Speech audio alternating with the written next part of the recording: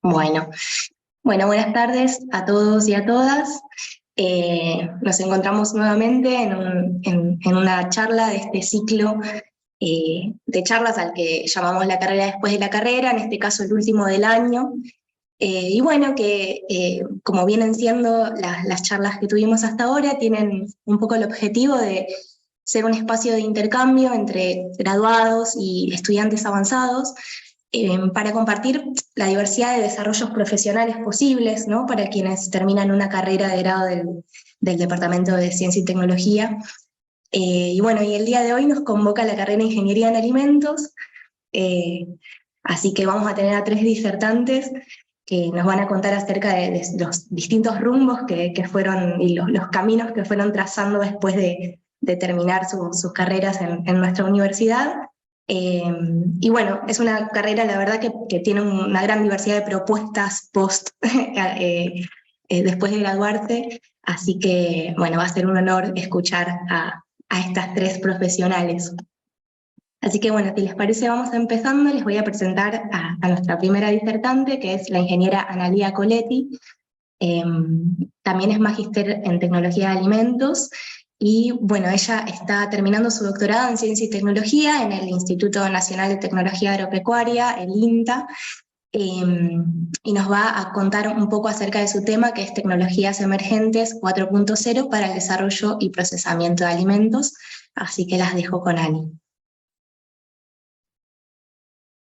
Bueno, buenas tardes a todos. Muchas gracias por la presentación y estoy muy contenta de poder participar en este tipo de seminarios, sobre todo para difundir el conocimiento y, bueno, nuestros pasos luego de la carrera.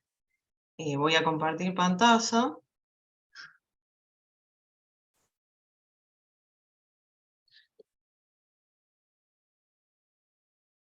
¿Ahí se ve bien? Perfecto, Ani. Buenísimo.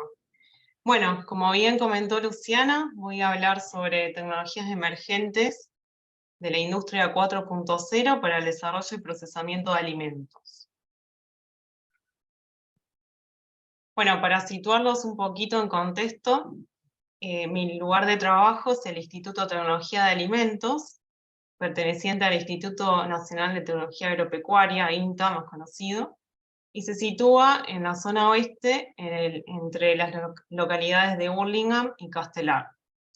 En este instituto tenemos tres áreas: una es bioquímica y nutrición, la segunda procesamiento, análisis físicos y sensoriales de alimentos, del cual soy parte, y por último protección de alimentos, que se encargan más de la parte de contaminantes y pesticidas.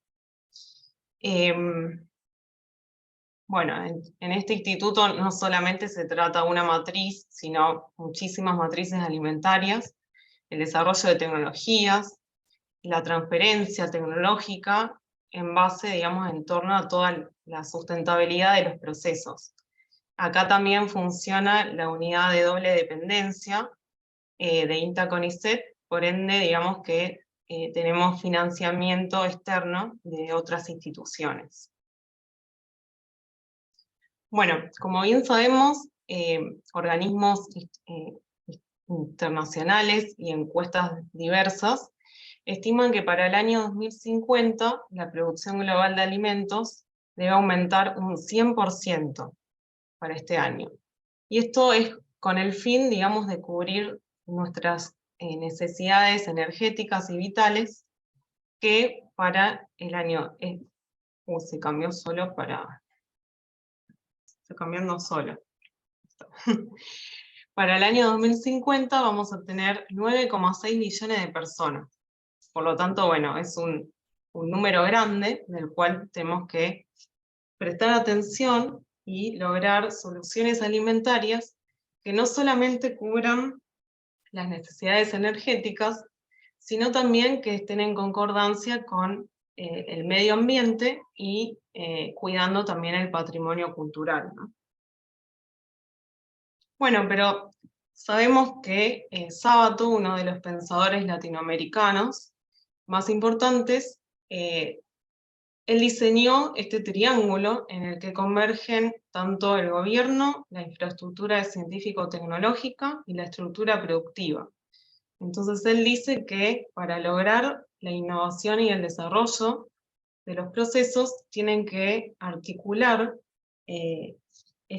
digamos, de forma dinámica estos tres eslabones para lograr la innovación y el desarrollo. Tanto desarrollo puede ser económico, tecnológico, social, no solamente está limitado a alimentos ni mucho menos, ¿no?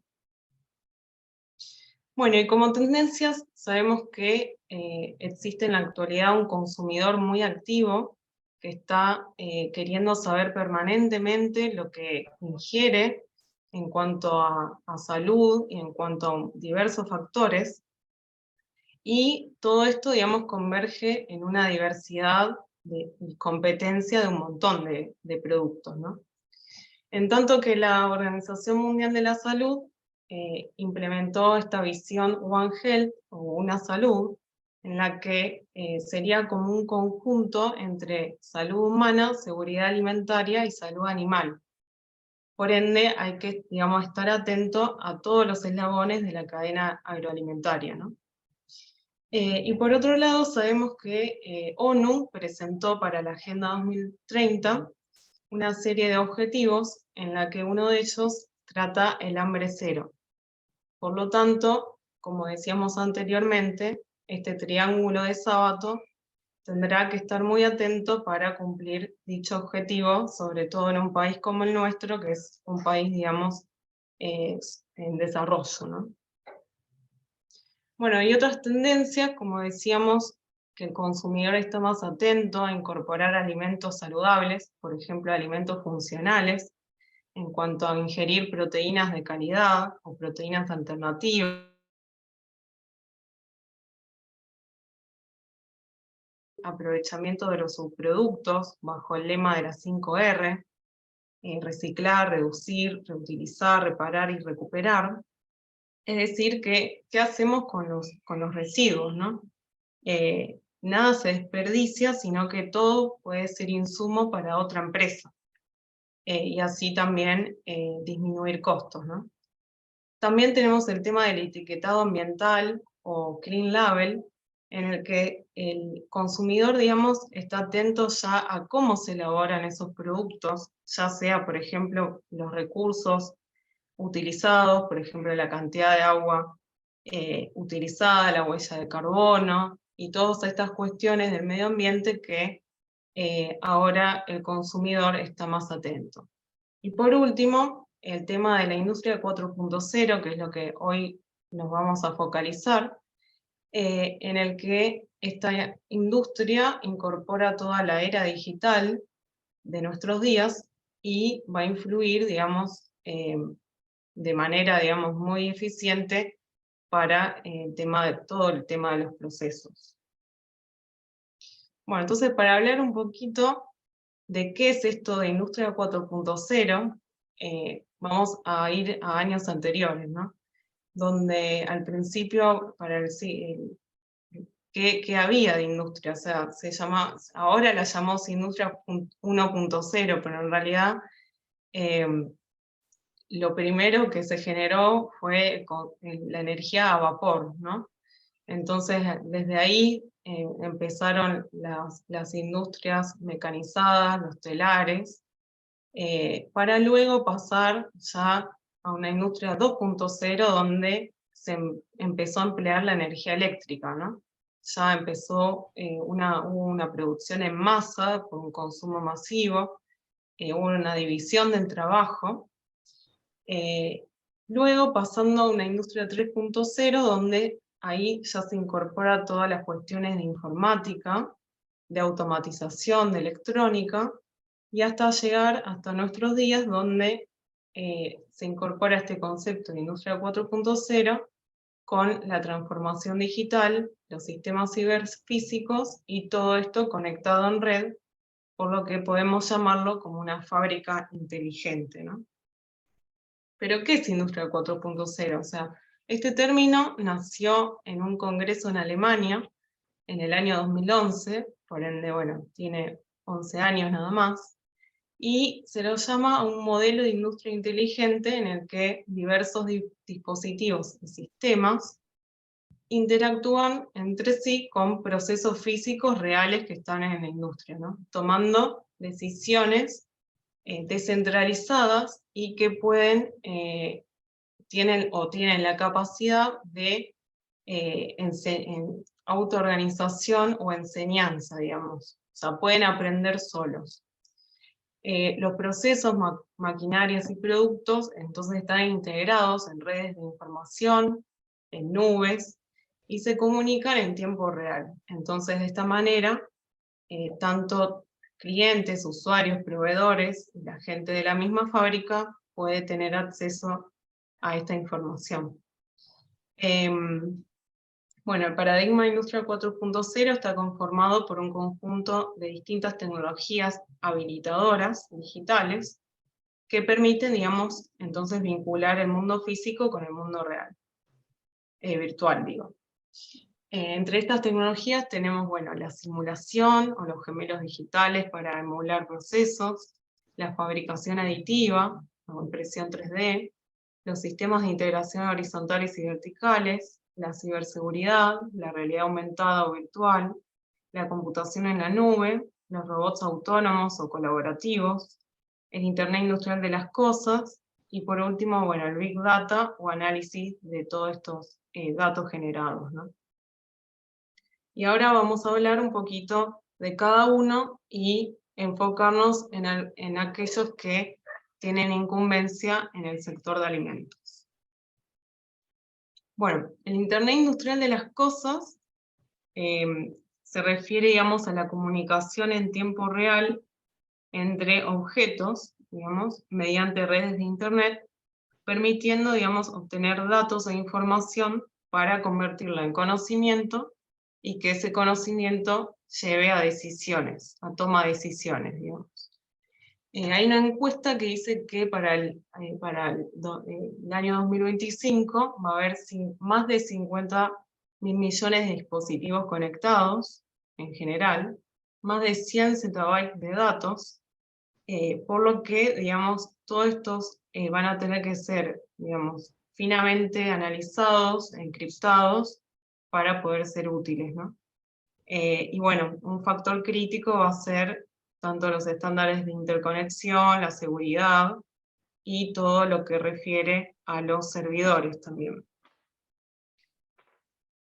Bueno, en cuanto a la robótica, si bien Argentina no es uno de los países más automatizados del mundo, que Corea del Sur sí lidera este ranking, pero bueno, en Argentina también hay un avance en esta apuesta, y en las industrias, sobre todo las más grandes, podemos ver la incorporación de robots que sean autoguiados o robots autónomos, y más recientemente robots colaborativos que puedan interactuar con las personas. Y una de las preguntas que siempre surge es, ¿estos robots reemplazan a las personas? Y la respuesta es no, porque las personas se les coloca otro tipo de tareas que no son peligrosas, por ende estos robots vienen, digamos, a ayudar a la empresa para que estas personas no tengan que hacer este trabajo riesgoso, ¿no? Y también, obviamente, para poder automatizar y mejorar la productividad. Bueno, después tenemos el tema de la fabricación aditiva, y un ejemplo lo constituye la impresión 3D, ¿no? Esta impresión por capas.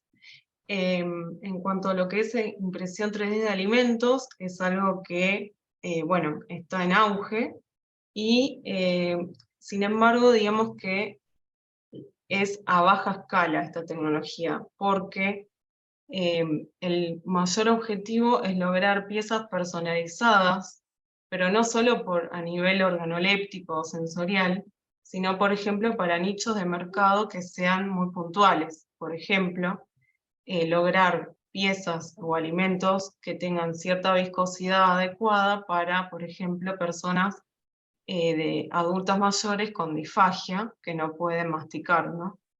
Y además, bueno, hay todas otras investigaciones, papers al respecto, que por ejemplo hablan de imprimir alimentos con compuestos bioactivos que se puedan liberar a tal tiempo, etcétera, ¿no? Hay como todo un mundillo.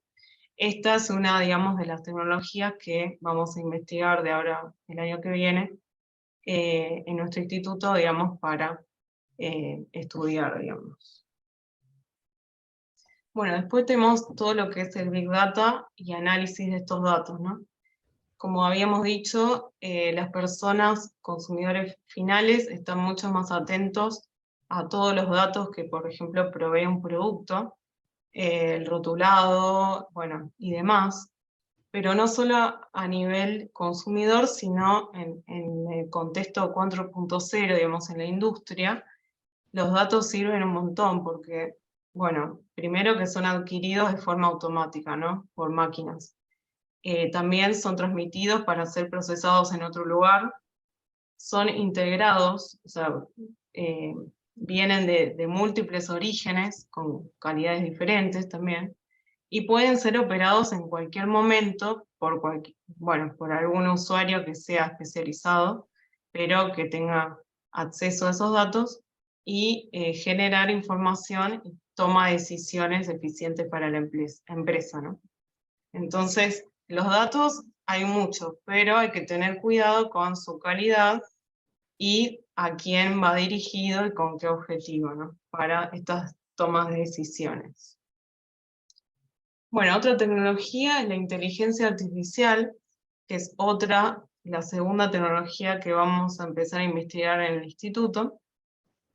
Este concepto hace referencia a, digamos, al área de la informática que se ocupa de los enfoques que se pueden hacer de las computadoras para lograr funciones cognitivas atribuidas a las personas, ¿no?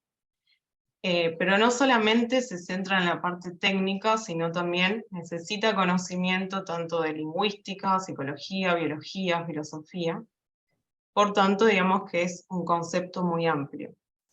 Es una tecnología que recién comienza, pero se estima que para el año 2030 va a constituir casi un 26% del PBI en China, 15% del PBI de Estados Unidos, por eso hay que estar atentos y, bueno, estar atentos a que esto se viene, ¿no?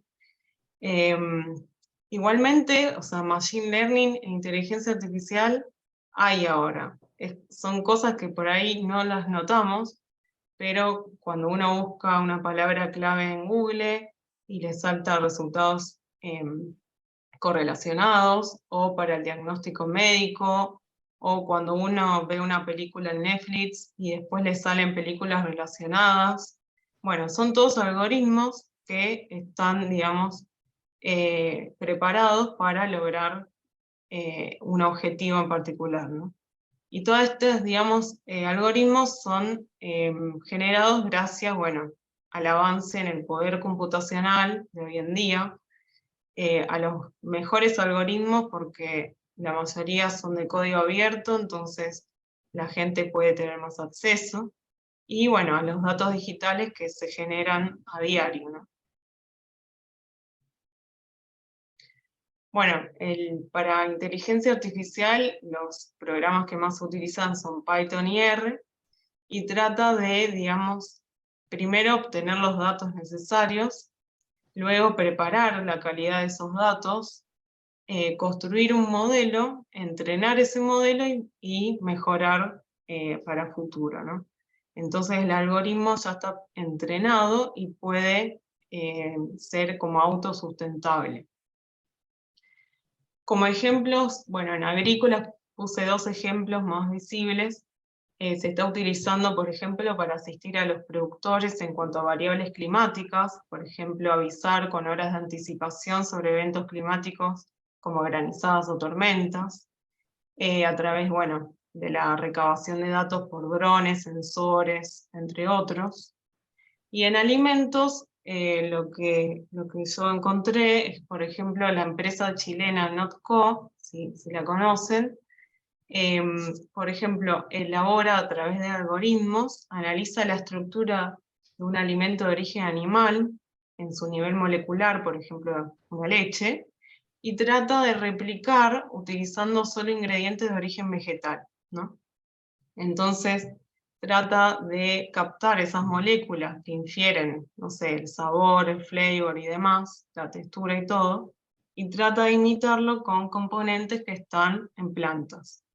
Y esto, bueno, puede ser controversial para algunos, pero sin embargo, yo creo que es valioso también porque, como hablábamos antes, que para el 2050 va a haber que duplicar la producción de alimentos. Por ende, bueno, no solamente vamos a tener que consumir carne, sino aprovechar todo lo que esté disponible para poder abastecernos, ¿no? Bueno, y tenemos otra tecnología que es la realidad aumentada. Esta tecnología también está como en sus inicios recientes, digamos. Que bueno, que en las empresas de alimentos, por ejemplo, se pueden emplear para trazabilidad, para todo lo que es logística, también para el mantenimiento de equipos, ¿no? Y por otro lado tenemos la realidad virtual, que es este uso de los cascos virtuales, que por ejemplo existen estudios que asocian, por ejemplo, experiencias sensoriales, pues si uno está mirando, está probando un alimento, cual sea, y en el casco está viendo eh, diversos paisajes, por ejemplo, y ahí evalúan cuán impacto tiene la parte visual, ¿no? No es lo mismo estar en un parque que encerrado en una habitación, por ejemplo. Y bueno, estudian todo esto de los efectos visuales, que no solamente el alimento entra por los sentidos gustativos y demás, sino por todos, ¿no? Y por último, bueno, tenemos en cuestiones de ciberseguridad, que habíamos dicho que todos estos datos que se generan a diario, obviamente tienen que estar encriptados y seguros, disponibles, bueno, ya sea para la empresa, para el consumidor. Esto, bueno, se nota más, por ejemplo, en la parte por ejemplo, de los sistemas bancarios y demás, pero bueno, hay que estar, digamos, atentos y lograr que todos los datos estén seguros, ¿no? Y correlacionado a esto, viene la última tecnología habilitadora, que es el blockchain, que nació, bueno, con todo esto de las monedas virtuales, de Bitcoin. El blockchain se define como una base de datos replicada para transferir y distribuida entre múltiples usuarios, que está protegida por métodos criptográficos. Esto, digamos, que hace segura toda la transferencia de los datos, y en la industria de alimentos se utiliza, o se está utilizando ahora, para lo que es trazabilidad alimentaria. Entonces, por ejemplo, hay una empresa que logra que el consumidor final pueda chequear todos los datos, por ejemplo, desde la materia prima hasta el producto final, cómo se fue, no sé, fabricando, distribuyendo, y así hasta el punto de venta, etc., ¿no?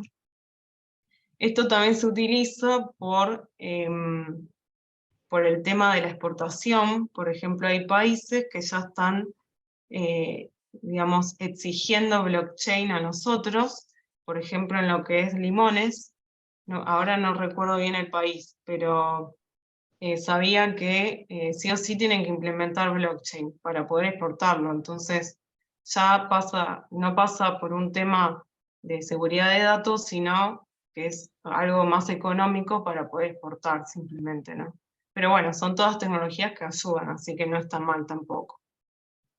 Y bueno, sabemos que la industria 4.0 en Argentina, bueno, tiene sus fortalezas y sus debilidades, ¿no?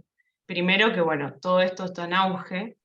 Hay una buena infraestructura de conectividad, una buena capacidad tanto de talentos como de tecnologías, un buen mercado, pero quizás tenga un poco débil todavía la parte de inversiones, la productividad. O sea, hay grandes brechas entre los sectores, pymes y grandes.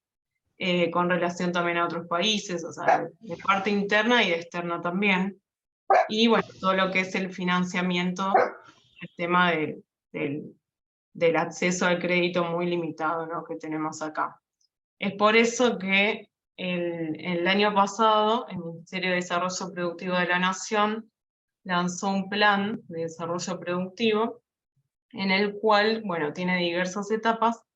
Las primeras son todo para lo que es formación en estas tecnologías, aplicaciones, generación de competencias.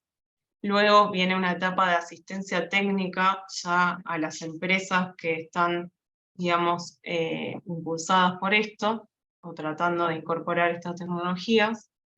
Y por último, ya la parte de implementación, bueno, se brinda un apoyo económico, y bueno, ya por último se trata de fortalecer estos espacios institucionales que brinden servicios de asistencia y adopción de alguna de estas tecnologías del 4.0, ¿no? Entonces, bueno, es importante que tratemos, si bien son todas tecnologías muy nuevas y novedosas, está bueno saber, o sea, empezar a conocerlas, a difundirlas, y bueno, de a poco vamos a tratar de incorporarlas, sobre todo para estar bien frente a otros países, ¿no? O sea, competir frente a otros países también. Bueno, hasta aquí es mi presentación, o sea, todo esto fue como un marco introductorio de mi nueva línea de investigación. O sea, yo me incorporé a INTA en el 2018 como becaria. Mi tema de doctorado es otro, no es este, sino son aplicación de tecnologías como irradiación gamma para conservar frutas y hortalizas. Y bueno, y ahora tuve la oportunidad bueno, de dejar de ser becaria, entrar a INTA como investigación, como investigadora, y enfocarme en estos temas que la verdad que me encantan porque es todo lo que se viene. Entonces me pareció lindo contar algo nuevo, algo distinto, y bueno, y dejar la presentación de tesis doctoral para el año que viene. Así que bueno, les avisaré con tiempo, y bueno, muchas gracias por escucharme, y cualquier cosa, consultas las dejamos para el final. Bueno, buenísimo, Ani. Estuvo buenísimo, me encantó. Eh, Sobre todo porque son dos paradigmas de la industria que conocemos, ¿no? Y que es verdad, como si la industria alimentaria de alguna manera fuese como un paso más atrás en la absorción de esos recursos. Una cosa que me olvidé de comentar al comienzo es que siéntanse libres de volcar todas las preguntas que quieran en el chat, y después cuando terminamos con todas las presentaciones hacemos un espacio de charla y de preguntas. Así que bueno, buenísimo, Ani, muchas gracias de nuevo. Y entonces pasamos ahora a nuestra segunda oradora. Les voy a presentar a la ingeniera Daniela Mancebo. Perdón. Bueno, ella bueno, es ingeniera en alimentos, valga la redundancia, y es jefa de calidad en Planta Sur de la cervecería Quilmes. Es responsable de seguridad alimentaria y líder de equipo de calidad, y también en su paso por esta empresa ha pasado por distintas áreas y trabajado por distintos sectores, así que nos va a compartir un poco sobre su experiencia personal y cómo fue su recorrido en esta empresa. Las dejo entonces con Dani. Bueno, muchas gracias, Lu, por la presentación. Recién me agarró, le decía a Lu, estaba con una computadora, se me tildó, menos mal que tenía otra mano preparada por las dudas. Siempre estas cosas pueden suceder. Ya pongo para compartirles.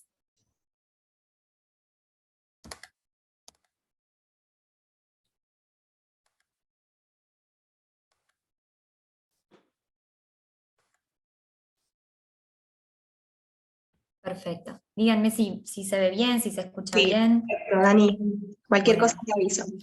Bárbaro, muchas gracias, muchas gracias. Bueno, chicos, ya como me presentó Lu, mi nombre es Daniela Mancebo, soy ingeniera de alimentos, trabajo en cervecería Quilmes.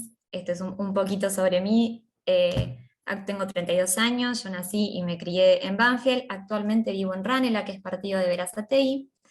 Me recibí en la FACU, en la UNCI, en el 2017, terminé de cursar en el 2016, la tesis la terminé en el 2017, y trabajo y la única experiencia que tuve en la industria fue en Cervecería Quilmes. Trabajo en Planta Sur, que es la planta embotelladora de Pepsi, de gaseosa, y trabajo ahí desde el 2014. Ahora les voy a contar un poco cómo fue mi carrera o cómo empecé. Les quería contar un poco cómo fue mi trayecto y por qué elegí la carrera. Creo que es algo que muchos de ustedes, entiendo, están estudiando actualmente la carrera en la universidad, así que por ahí está bueno saber cómo, de dónde venimos o qué nos pasó durante la facultad, cómo elegimos la carrera. Yo antes de la facu estuve toda la vida desde el jardín hasta que terminé, en aquel entonces era el polimodal, en el Colegio Lausanne, en Lanús. Me recibí en el bachillerato de Ciencias Naturales. Yo sabía que necesitaba trabajar una vez que terminara el colegio, así que yo empecé a trabajar, ni bien terminé el colegio, en una inmobiliaria, nada que ver con el rubro, nada que ver con la carrera que había elegido, porque yo la carrera la elegí, nunca la cambié, siempre la elegí desde los 17 años, sabía que era lo que quería estudiar.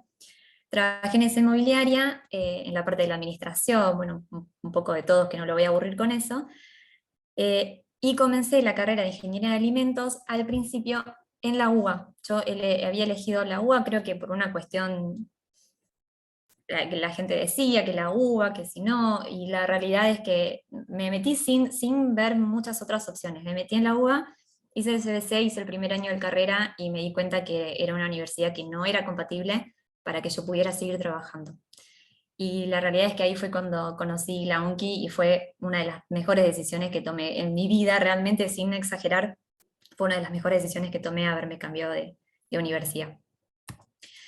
Durante la UNCI yo obviamente arranqué 2 años más tarde en realidad, porque los 2 primeros años ya los había ocupado en la UBA, y de todo eso lo que ya había hecho en la UBA, como el esquema de estudio es bastante distinto, no fue reconocido, así que yo inicié de cero. Lo único que pasó es que no hice el curso de ingreso porque tenía ya un conocimiento previo que me permitió poder cursar los exámenes para ingresar directamente.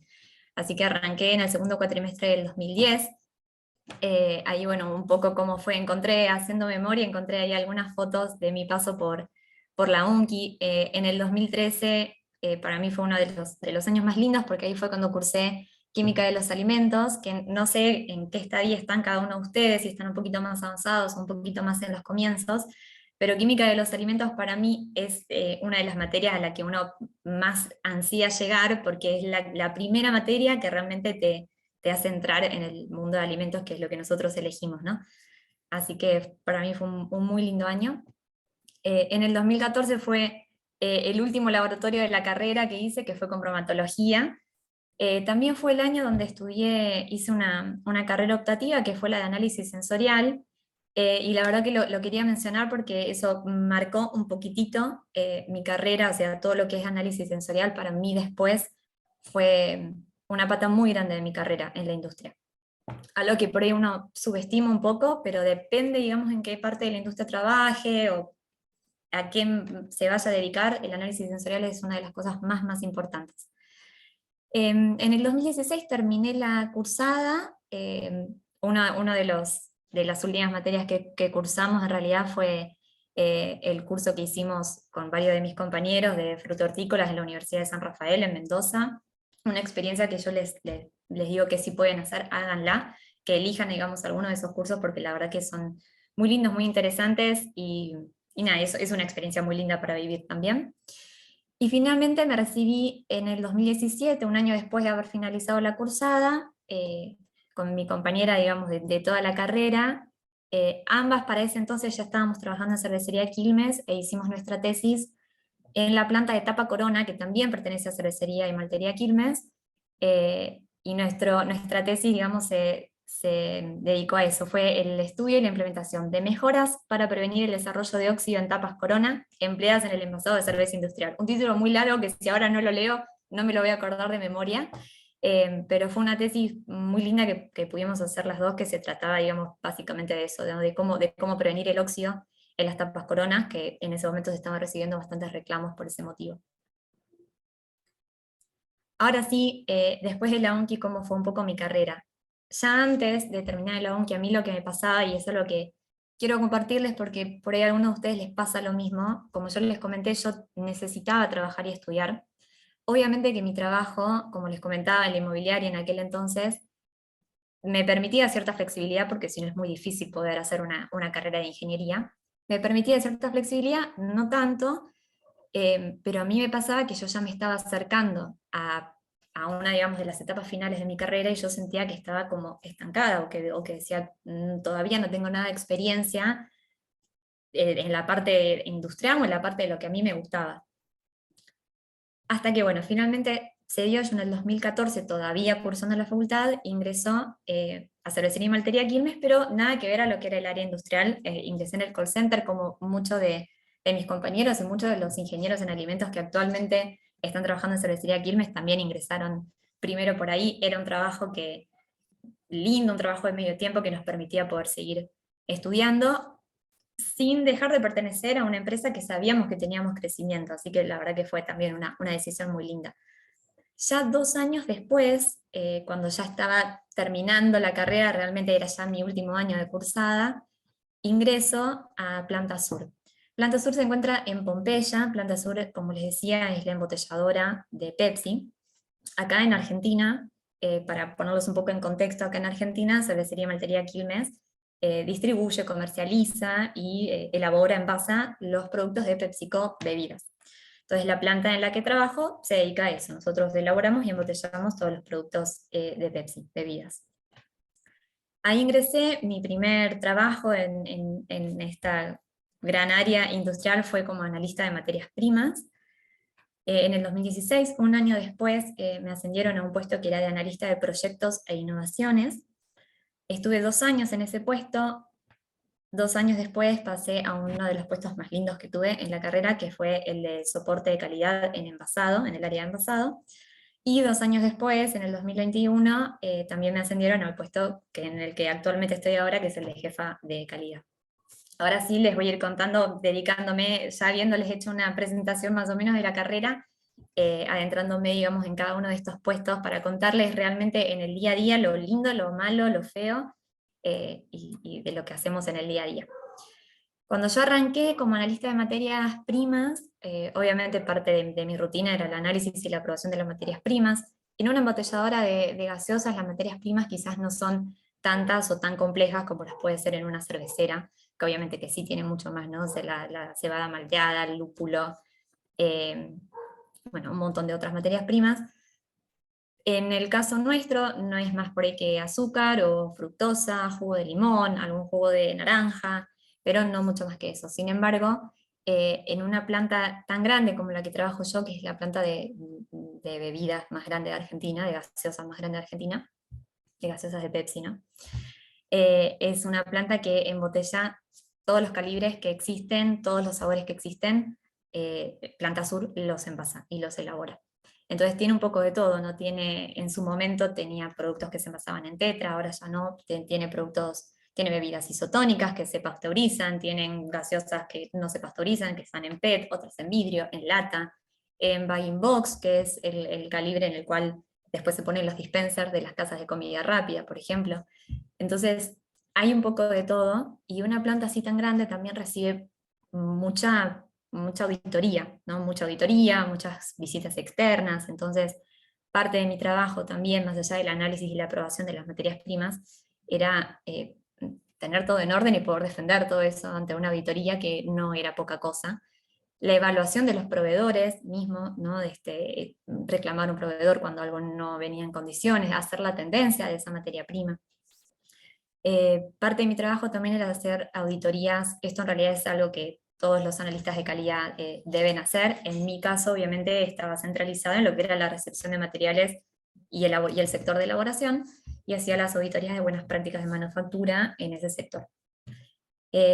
También ese mismo año yo me entrené, y por eso les había adelantado anteriormente que la parte de análisis sensorial había sido una parte muy importante de mi carrera.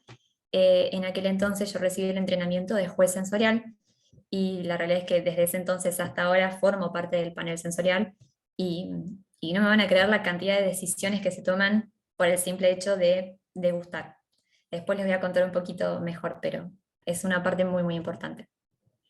También uno de mis principales proyectos mientras estuve en ese puesto, porque parte de mi tarea también era la validación de nuevas fórmulas y variables de proceso, y parte de los proyectos en los que participé en aquel entonces fue el lanzamiento de Pepsi Black, que es la Pepsi 0 calorías, y el uso de azúcar como un tipo A.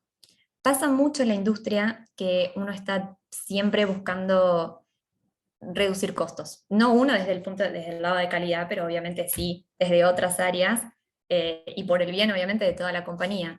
Uno siempre piensa en eso, y parte de la tarea de calidad, por supuesto, es asegurar que está todo bien, pero mientras se mantengan estos estándares. Y pasa mucho en la industria, y también por el mercado que tenemos, y el país en el que vivimos, y el gobierno en el que estamos, que por ahí de repente una cosa se convierte en algo más barato, y de repente ahora esto no es más barato y esto es más barato.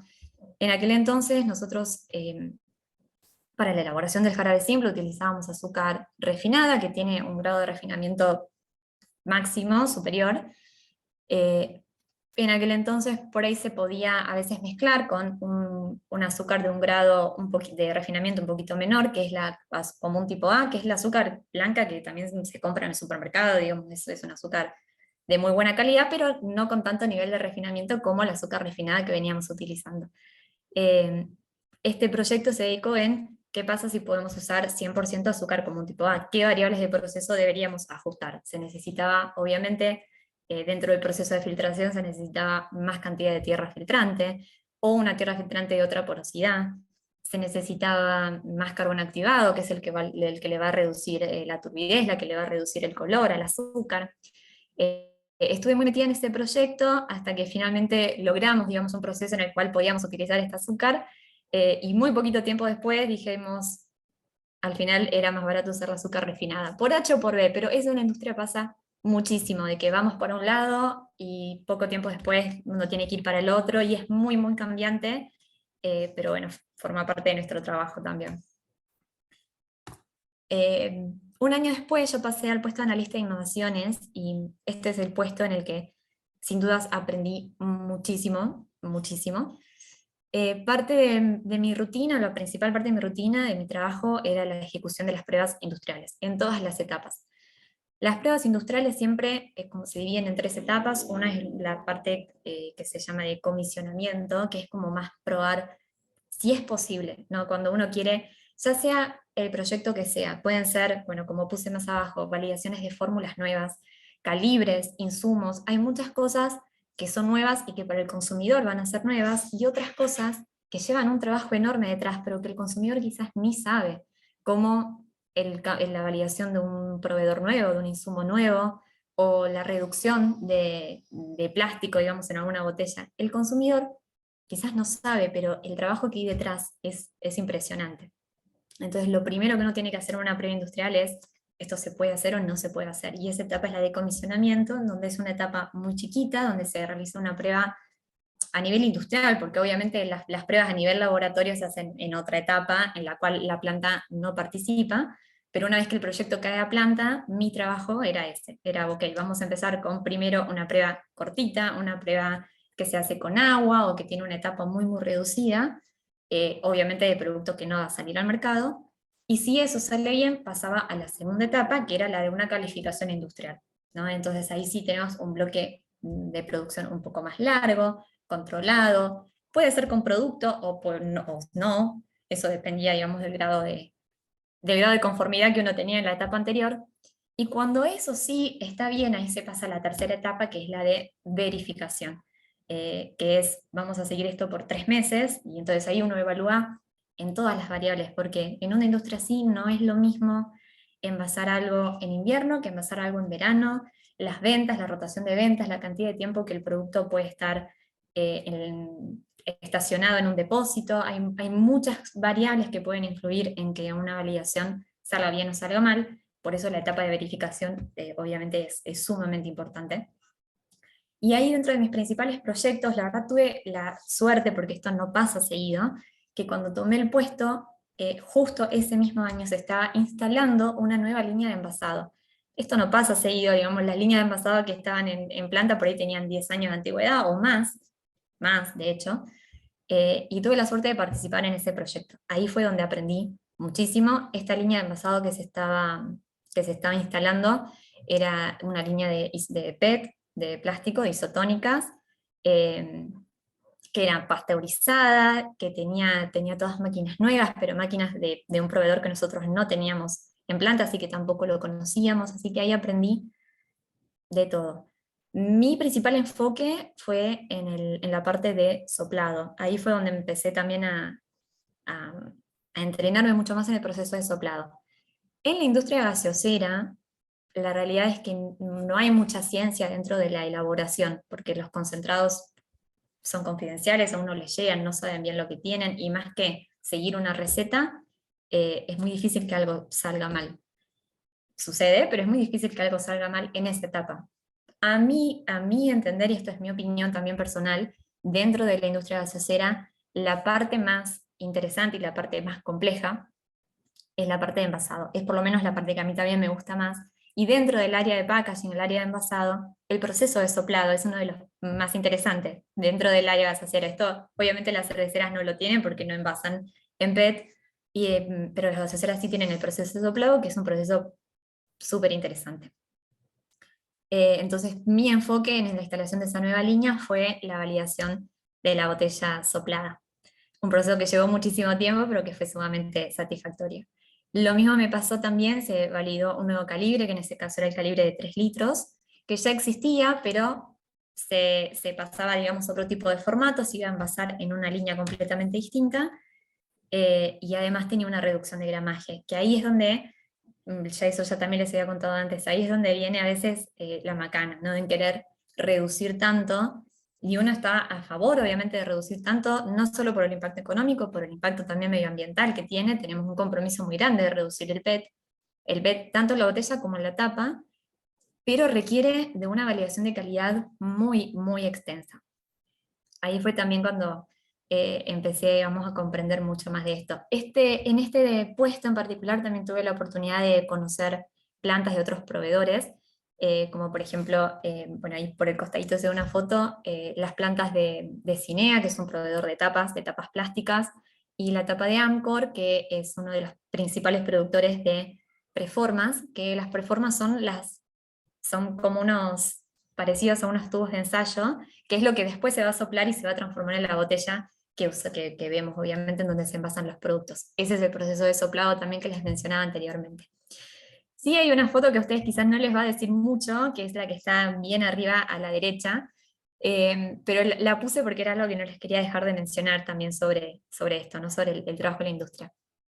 Ese día, obviamente yo sé lo que me pasó ese día, ustedes no, pero ese día en particular también estábamos, creo que si mal no recuerdo fue una de las veces que estábamos instalando esta nueva línea de envasado que les contaba, y había ingresado a las 6 de la mañana. Mi horario habitual no es ese, mi horario habitual es de 8 a 17.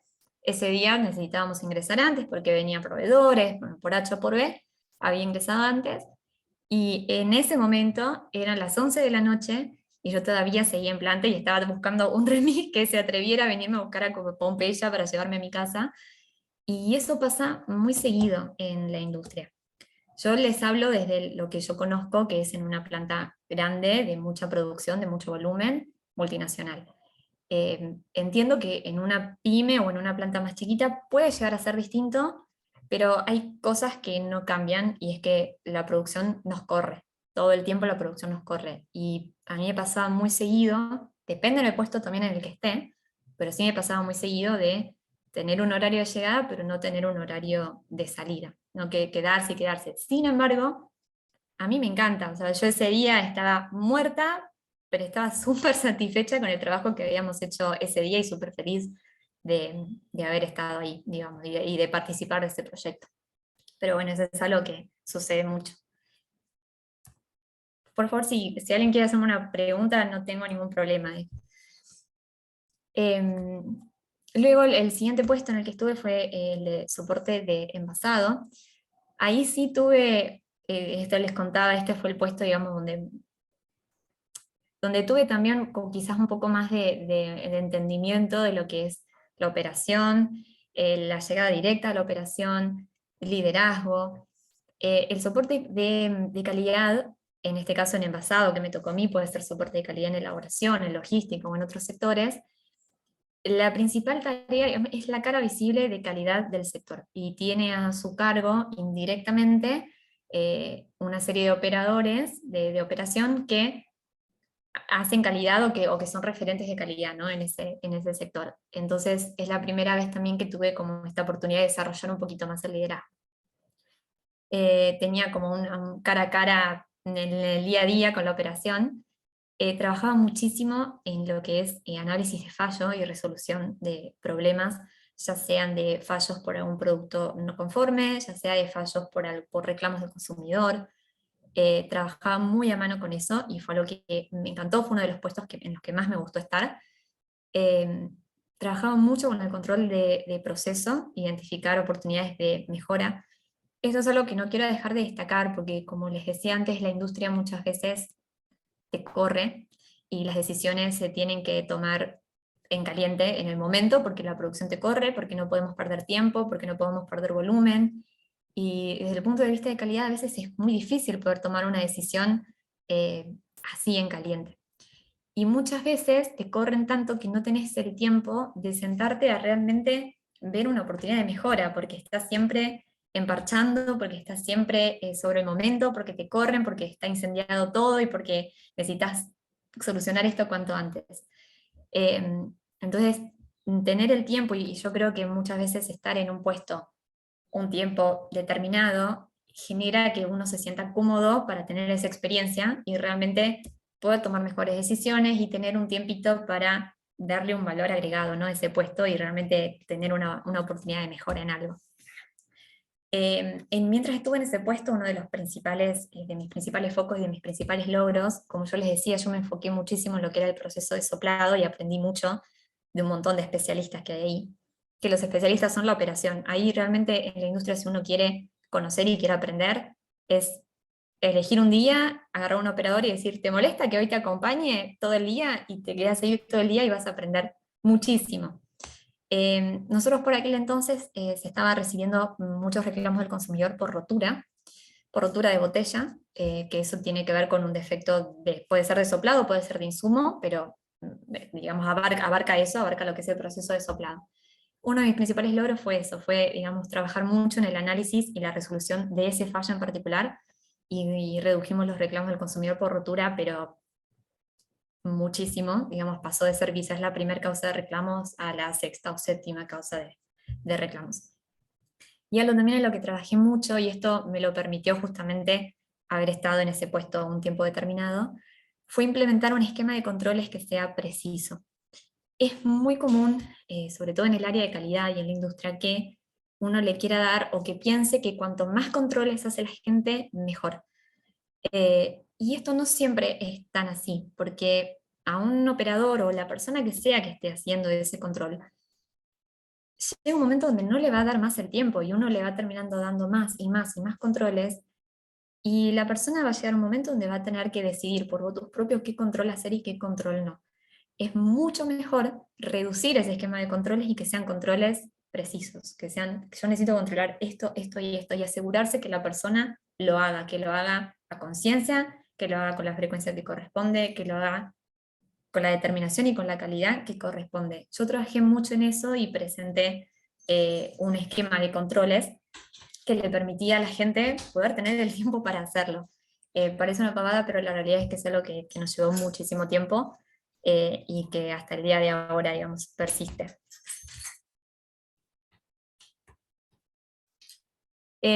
Bueno, es el puesto en el que estoy actualmente como jefa de calidad. Tiene un enfoque bastante diferente al enfoque que tenía también dentro de envasado. También, bueno, hay una realidad, cuando yo estaba como soporte de envasado, vuelvo una diapositiva atrás, esto que les contaba, ¿no? Que uno quizás se tenía que quedar más tiempo. Me pasaba mucho siendo soporte en envasado, que me tenía que quedar más tiempo porque quizás se hacían las 5 de la tarde y yo ya estaba con la mochilita puesta y había algún fallo, había pasado algo, lo que sea, y me tenía que quedar. Como les decía, era la cara visible de calidad y las decisiones muchas veces pasaban por mí, mientras se podía. Cuando obviamente me excedían, eso lo elevaba a algún superior o a algún colega, algún referente que me ayudara a tomar una decisión, pero era muy común quedarse, y también era muy común, y obviamente esto va a depender del esquema de trabajo que tenga cada compañía, pero es muy común también, quizás no te quedas más tiempo en planta, pero sí es muy común que te llamen por teléfono, o que no tengas, digamos, una desconexión total. A mí es algo que no me molesta, es algo que me gusta, pero es algo que está bueno que se sepa, ¿no? Que la gente tiene que saber un poco eso. Cuando yo estaba en este puesto en particular, las llamadas por la noche, por la madrugada, eran muy recurrentes.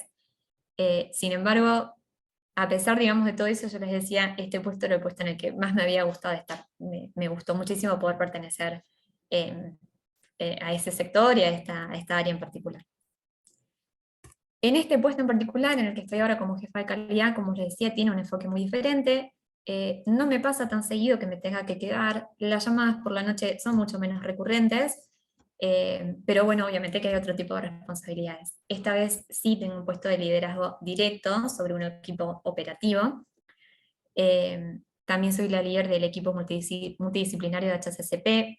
Parte de mi puesto es eso, digamos, soy la referente de la seguridad alimentaria en la planta. Por tanto, soy también la responsable, no la responsable absoluta, obviamente, pero sí la coordinadora de las auditorías de calidad.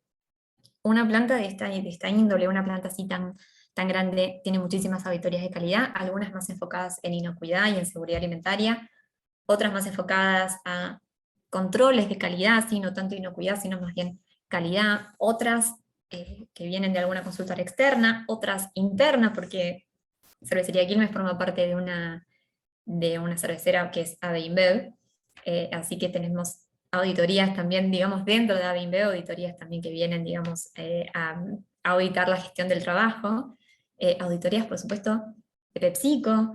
Entonces las auditorías que recibimos en el año son muchísimas, y soy la coordinadora de esas auditorías y de lograr, digamos, pasarlas de manera exitosa. Y por otro lado también soy la responsable de entrenar en todo lo que es seguridad alimentaria, inocuidad, buenas prácticas, a todo el personal. Todos los años la gente tiene que realizar un examen, tiene que hacer el curso manipulador de alimentos. Yo soy la responsable también de que eso suceda y de que salga adelante.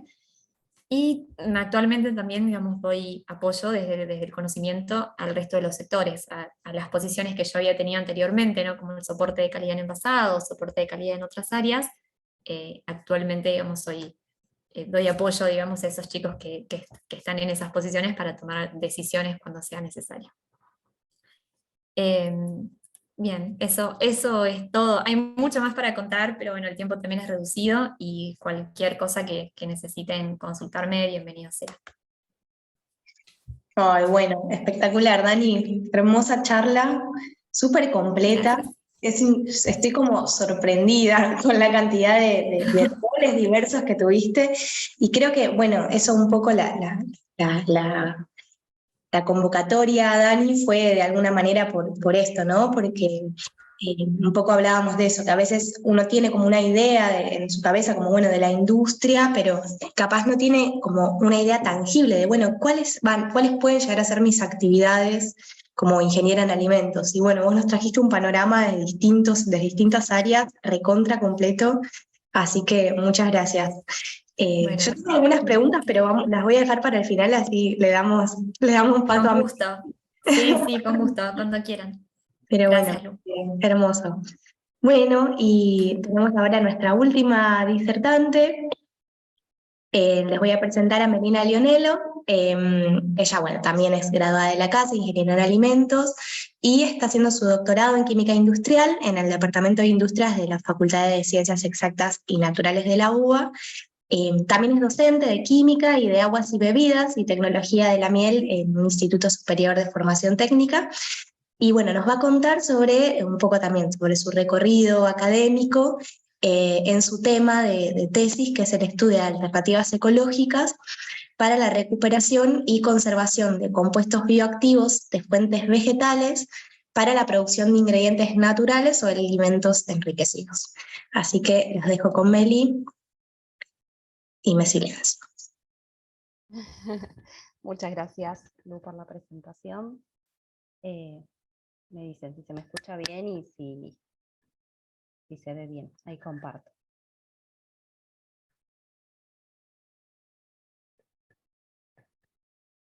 Ahí se está viendo. Ahí se ve perfecto. Meli, fíjate si lo podés poner en pantalla completa. Sí, sí. Me encanta esa aporte. Es un montón. Ahí está, bárbaro, Meli, cuando quieras. Dale, arrancó. Bueno, mi nombre es Melina Lionelo. Bueno, como contó Lu, estoy haciendo el doctorado actualmente en la UBA, pero bueno, les voy a comentar primero cómo fue un poco mi paso por la UNCI, lugar del que creo que nunca me voy, siempre quiero estar volviendo. Por eso agradezco también la invitación para esta charla. Y bueno, yo entré en la UNCI en 2011, y apenas entré, yo me autodefino quizás como la persona más ayudada por el Estado para estudiar, porque desde que entré no paré de recibir becas, o sea, de postularme a beca que se me cruzaba, beca que me presentaba. Y bueno, la primera beca que yo recibí fue la de la UNCI, beca de apoyo económico de la UNCI, que bueno, que además de ser un apoyo económico que me servía para comprarme los apuntes, para pagarme los boletos, me sirvió porque yo, bueno, yo a la par, mientras estudiaba, empecé a dar clases particulares, que era algo informal, pero que bueno, me ayudaba, me servía, y bueno, y junto con esta beca podía no solo costear mis estudios, sino también ayudar en mi casa, ¿no? que era algo importante para mí también.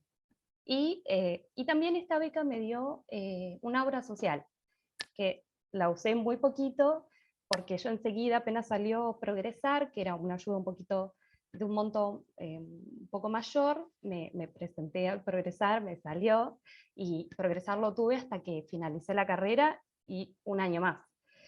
Y bueno, ya más adelante se me presentaron otras oportunidades, como la beca de estímulo a las vocaciones científicas, que ya no era tanto por la necesidad económica, porque contaba con el Progresar como ayuda, sino porque ya estaba pensando, bueno, ¿qué voy a hacer?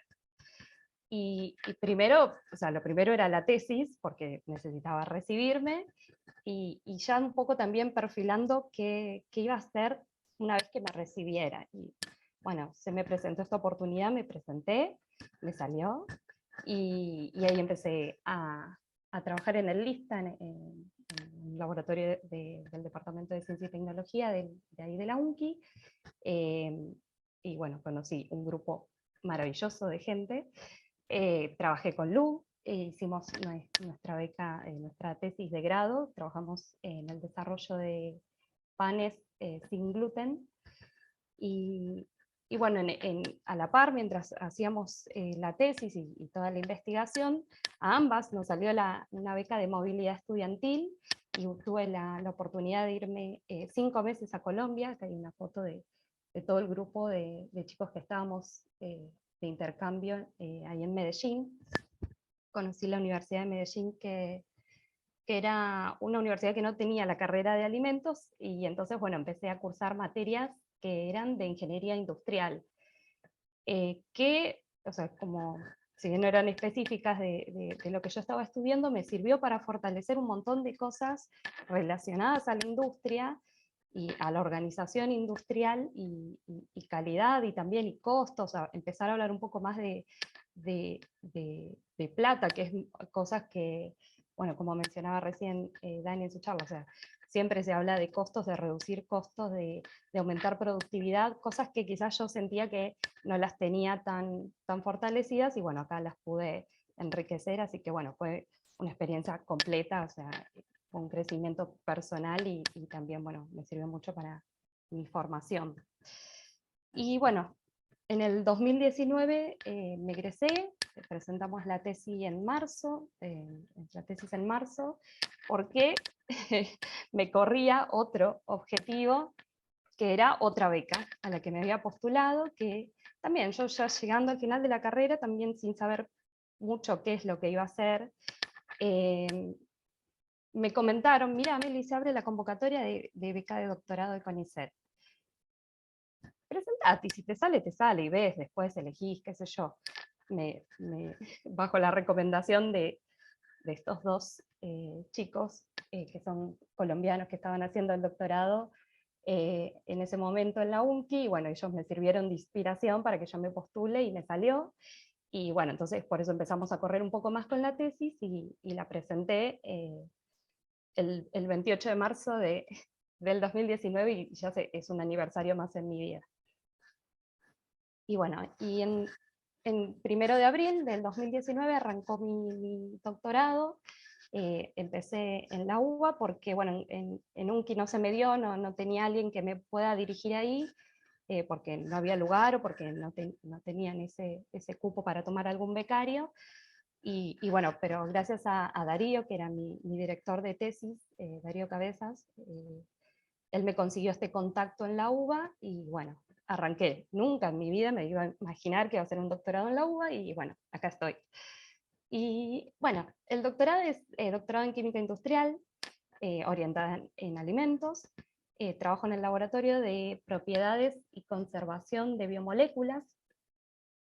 Es un laboratorio del Departamento de Industrias de la Facultad de Ciencias Exactas y Naturales de la UBA, y forma parte del Instituto de Tecnología de Alimentos y Procesos Químicos, el ITAPROC, de doble dependencia, UBA-CONICET, que están en Ciudad Universitaria. Que, bueno, yo soy de Florencio Varela también, tengo un viajecito hasta Ciudad Universitaria. Tengo una directora que es una genia, que ya me dice, Meli, si es para leer o para escribir, quédate en tu casa, no te vengas acá para eso, venite para el experimental nada más, o bueno, cuando hay que hacer cursos u otras tareas que hacen los becarios, voy, pero bueno, ella me da esa facilidad de poder organizar mejor mi tiempo, que no es que tengo que ir a cumplir un horario, ¿no? Bueno, el tema de tesis, como les mencionó Luciana, como toda tesis tienen títulos muy largos, es el estudio de alternativas ecológicas para la recuperación y conservación de compuestos bioactivos de fuentes vegetales para la producción de ingredientes naturales o alimentos enriquecidos. Mi directora es la doctora María Florencia Masobre, que acá la ven, y mi codirectora es Cristina dos Santos Ferreira. Él es Gastón, es el otro becario de ellas dos, somos como los hermanos ahí, y él ya se está por recibir este año.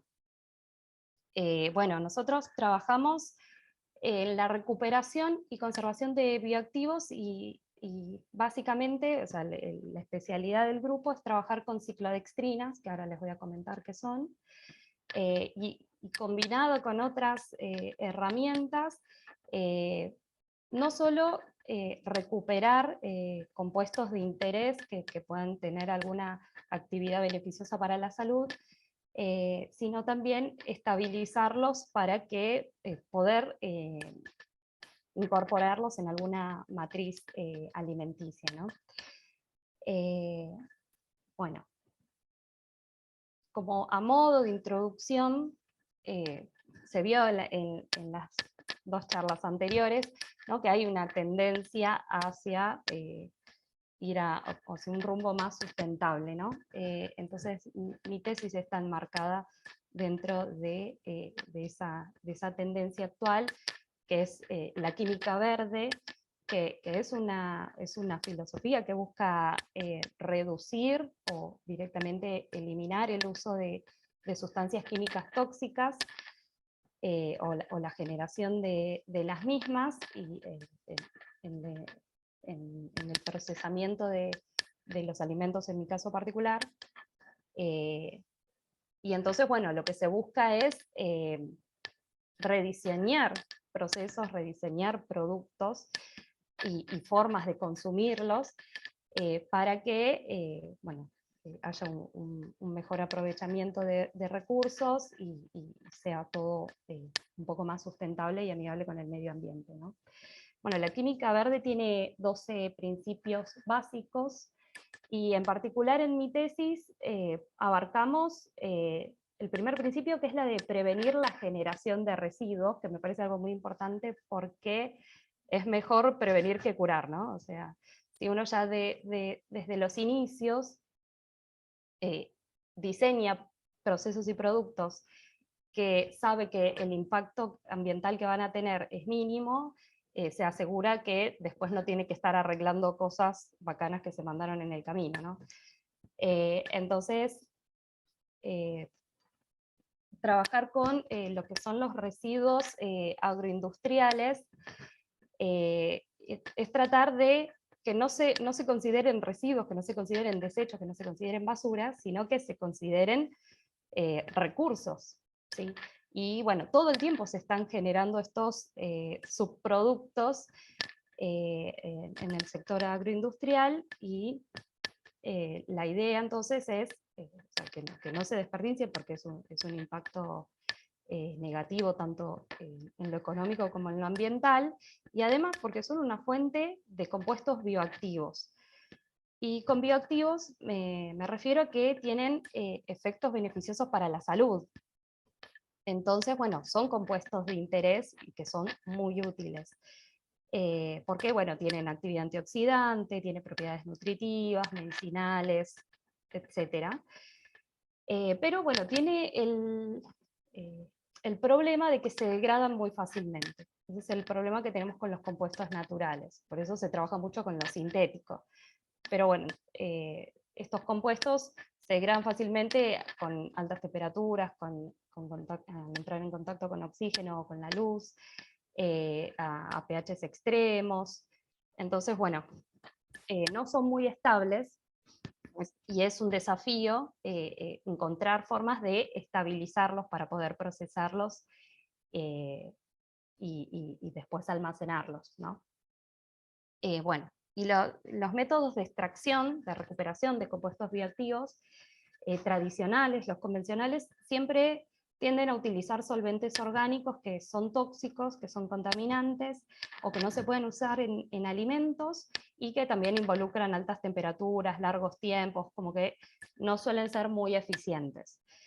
Entonces, bueno, se están desarrollando nuevas tecnologías, algunas ya no son tan nuevas, pero que son más económicas, más eficientes, y que además van en línea con lo que es la química verde, como bueno, el empleo de solventes seguros, no tóxicos, la disminución del consumo de energía, emplear materias primas provenientes de recursos renovables, ¿sí? Y bueno, y como ejemplos podemos mencionar la utilización de microondas, de ultrasonido, de enzimas, de fluidos supercríticos, entre otros.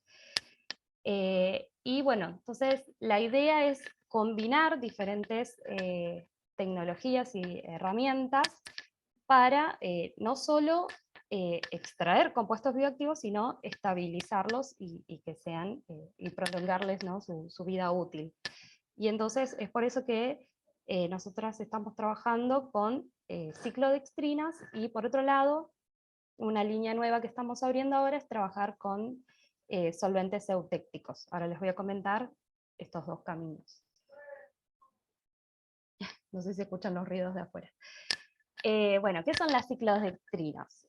Son oligosacáridos cíclicos que contienen 6, 7 u 8 unidades de glucosa, unidas por enlaces glucosídicos, que se obtienen a partir de degradación enzimática del almidón. Y bueno, tienen esta característica especial, que es que tienen una distribución espacial, una conformación espacial de cono truncado. Entonces, bueno, y además que la superficie exterior tiene características hidrofílicas, o sea, son muy solubles en agua, y su cavidad tiene características más hidrofóbicas. Y entonces esto es lo que nos da la ventaja de que pueda formar complejos de inclusión con compuestos de diferentes naturalezas, ya sea polares o no polares, o de polaridad media, ¿sí? Porque tiene esa naturaleza anfifílica, ¿no? Y bueno, entonces que pueda formar complejos de inclusión hace que le aumente la estabilidad a los compuestos, que es este problema que nosotros estamos queriendo solucionar, y además podría aumentar la biodisponibilidad, que sería, bueno, una vez que uno lo consume, llegue hasta los intestinos y pueda ser absorbido, ¿no? Bueno, para eso hay que hacer muchos más estudios, ¿no? Para ver cuánto realmente llega y es absorbido y cuánto llega a ser el efecto benéfico que esperamos, ¿no? Y otra cosa que en lo que ayudan las ciclodextrinas es aumentar la solubilidad, sobre todo de compuestos no polares en agua, ¿sí?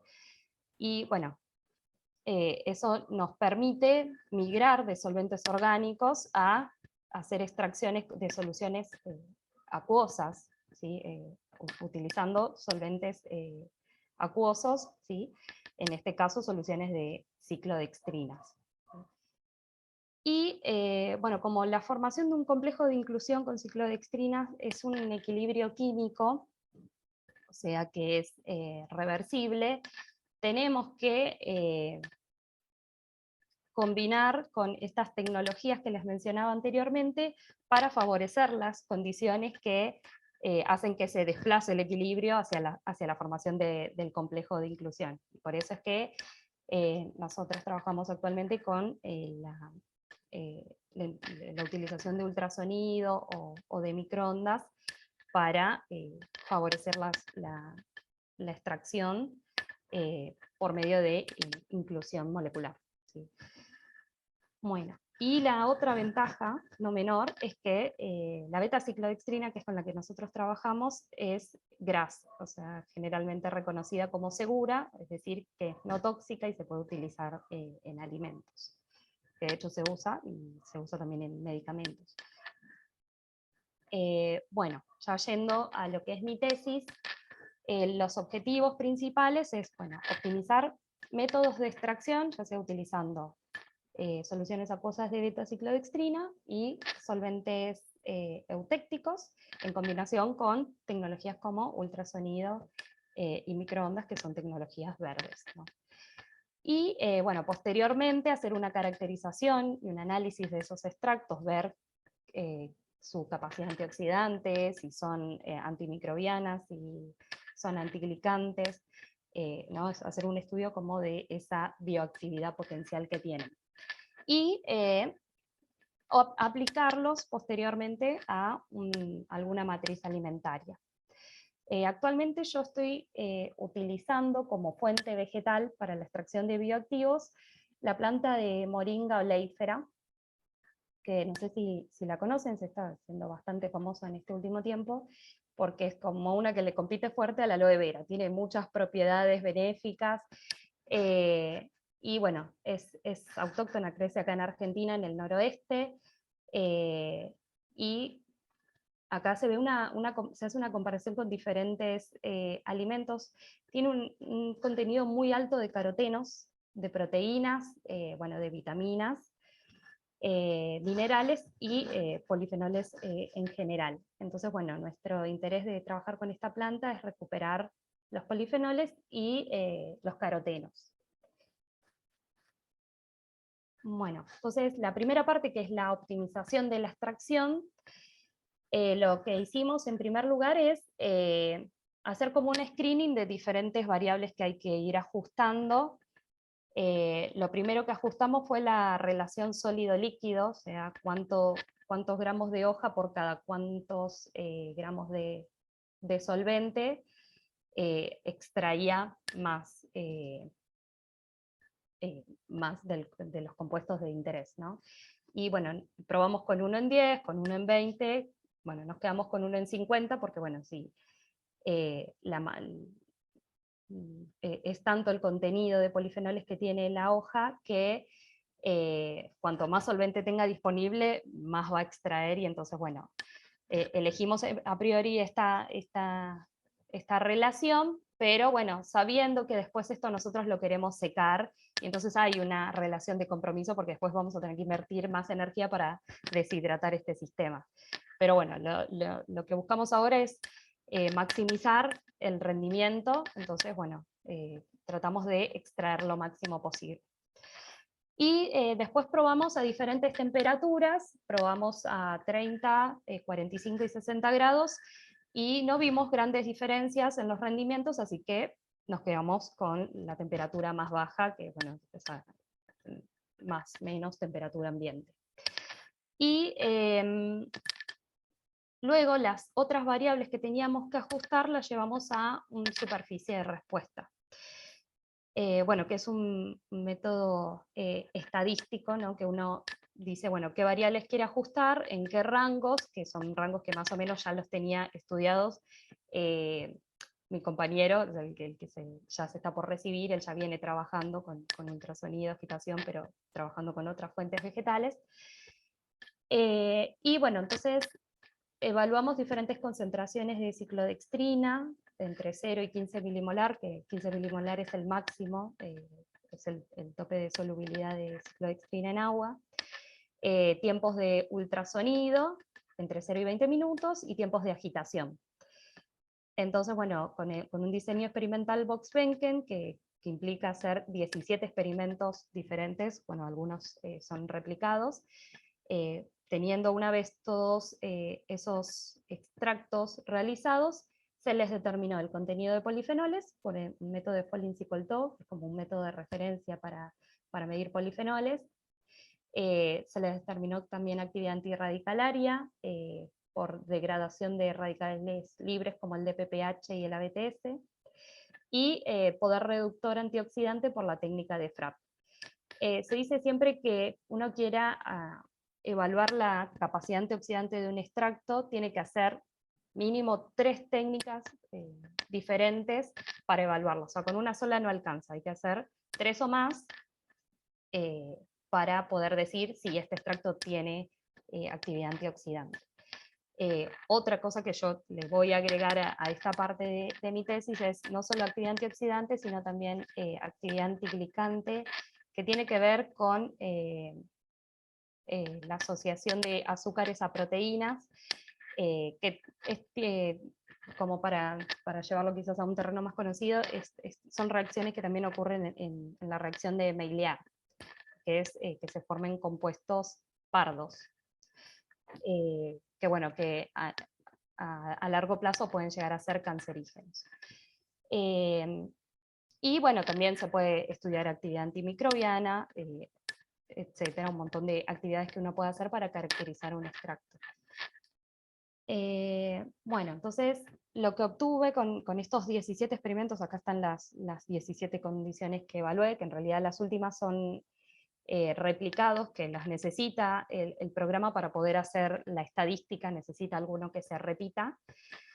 Y bueno, arroja un modelo matemático que uno lo grafica y es una superficie, y entonces, bueno, uno analizando la superficie puede decir, bueno, me conviene ir a, dependiendo, ¿no?, qué respuesta estoy analizando, si estoy analizando polifenoles, digo, bueno, me conviene ir a mayores concentraciones de beta-ciclodextrina, porque acá veo que hay una punta, ¿sí?, o tiempos intermedios de agitación, dependiendo si hay alguna respuesta que uno quiera favorecer. Y si no, puede hacer una optimización múltiple, que es superponer todo, y ver qué arroja el programa como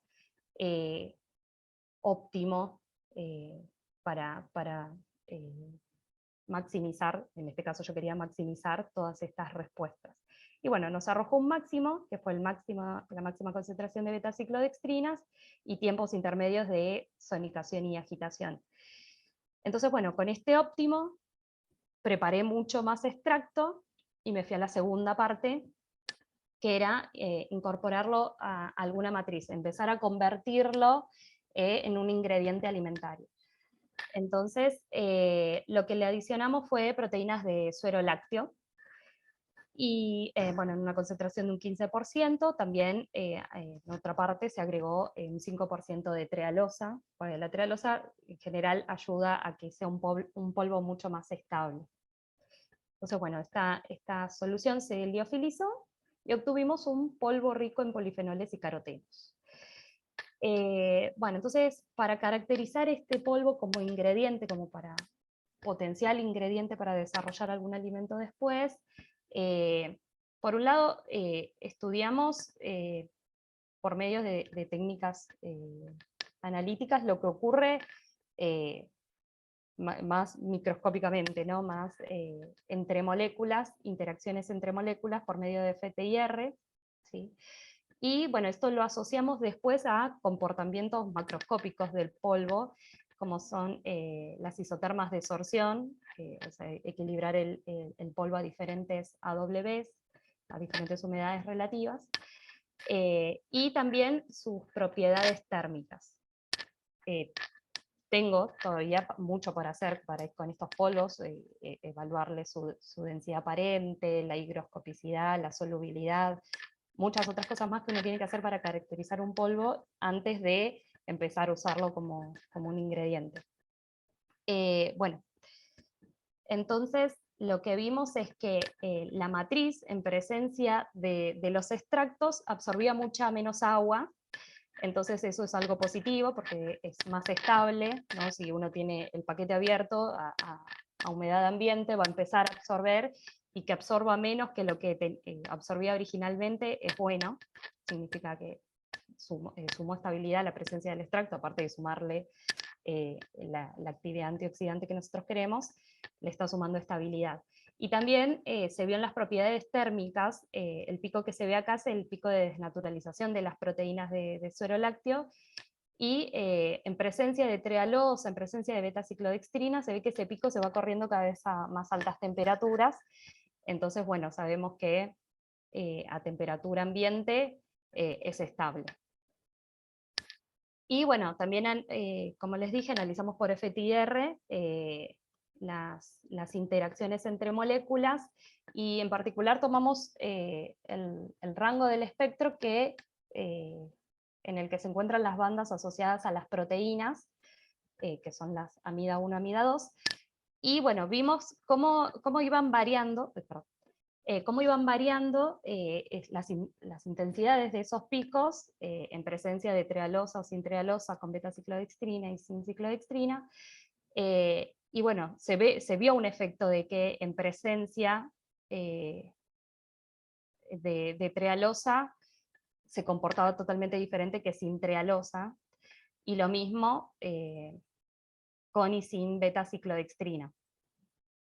Entonces, bueno, vemos que hay una interacción del extracto o de los componentes del extracto que nosotros le estamos agregando a la matriz, que después se ven reflejados en la estabilidad del polvo como ingrediente. Bueno, eso como